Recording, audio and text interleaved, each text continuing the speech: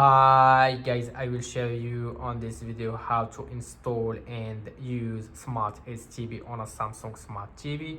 So first you will need to click on the home button, which is on the middle of the remote control.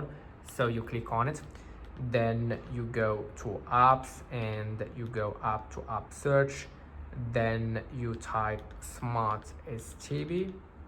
So now I can already see my app. It's the first one. I will just select it, then click on install, wait for it to get installed, and once the app is installed, click on open.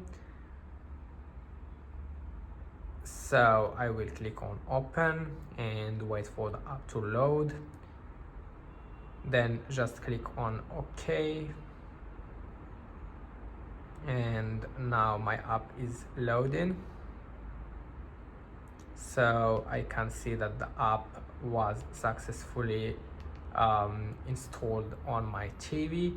In order to make this app working, you will need to buy a portal link. You can buy this portal link from the website that you can find on the first comment. You can also find this website in the description of this video.